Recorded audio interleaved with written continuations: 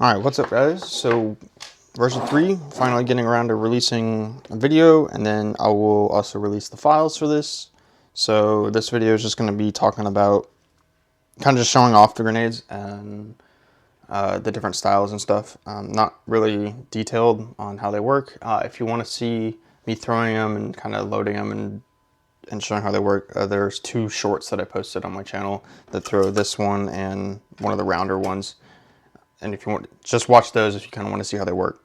The files for these will be added to the previous files, so you won't have to purchase anything else.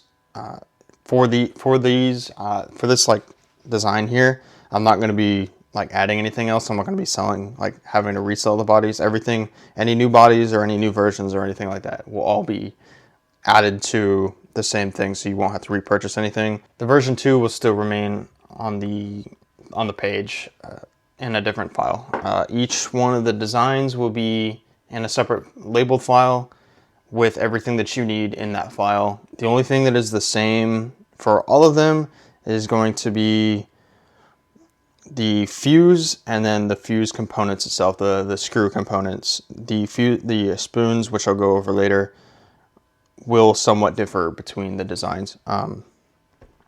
Anyways, talking about what's changed, so we'll talk about the bodies first. The biggest thing is moving to a 2-piece body. So the bottom unscrews, so you can place your primer here. You can see that in the short, and to get it out, you can simply either use your safety pin to pry it out or a flathead screwdriver. The first time that you put the primer in, after you first print it, it's gonna be tight. If you throw it, it'll either push it down until it goes off, or push it down, or just immediately go off. But after that, it should get looser. Different body styles. So at the moment, there'll be 3 that will be released. The round body. The nice thing about this round body is obviously its size. So it's a lot shorter, as well as being a little bit thinner. This one's exactly 40 millimeters, so it's about the same size essentially as a normal 40 millimeter like airsoft scatter shell or tag and round, etc. So this will be able to fit in a lot of pouches, and it's smooth, excluding the top, of course. So it'll be able to pull it out of a pouch or put it back into a pouch pretty easily. And then they're small, so you can carry a lot of them. I also have the 40 mil flash design. A lot of people like the flash design, so the hexagons are on the top and the bottom, and then it looks slightly different. So, but otherwise it is kind of the same size as this one, if you're still looking for the small. And then a lot of people wanted the M67, so I finally was able to go make one. This one is, I would think, arguably probably one of the worser designs. For a couple of reasons. Basically, the size, for one, it's big. It's 67, at the largest point, it's 67 millimeters. So that's pretty big. I mean, this thing is kind of big, especially when you're comparing it to these. They're not too terribly big, but again, size, right? You can't carry as many of these as you can of these. But essentially, probably the worst part about that is printing this portion out. I had to print mine face down with support around here. You can try to print it face up and see if it's able to bridge. I haven't tried that yet. I may experiment with making it a little bit thinner, like width-wise, so it's not as bulbous. The biggest limitation for these is obviously going to be the vertical height. This is about as small as I can go vertically, so you got to keep that in mind, that you can't really get it vertically smaller to get it like if you wanted something that was fat and short, it's not going to happen realistically, not unless there's like some major changes with the fuse or something. But just keep that in mind. I will, if you want a different body style, just message me and I'll make it. So moving on to the fuse, there's 3 different spoons that will be released with this version. There'll be one for the flash, one for the just the normal round body. There'll be a thumb one. This is a universal one. This one obviously will work because it's not interacting with the body itself. And then there'll be one for the 67 for the longer ones. Otherwise, moving on to the fuse itself, talking about that, what's changed. So the biggest thing is going to be the spring. So this is a 12 millimeter outer diameter, 40 millimeter length, with 1.2 wire diameter.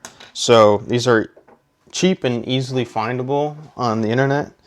And the nice thing is you're not going to have to cut springs or pay for expensive AEG springs or anything like that. So that's really nice. That's the biggest thing. I've also changed, there's been quite a few dimensional changes with the holes and the tolerances and stuff. But the biggest thing is going to be the latch as well. There is a little nub on the end now. So it'll catch. Essentially, if you use this to catch on the slant, it'll catch a little easier. What I'm noticing is because of when you first print it, the tolerances are pretty tight. So it's actually pretty difficult to cock. But after you use it a couple times, it'll get easier and easier.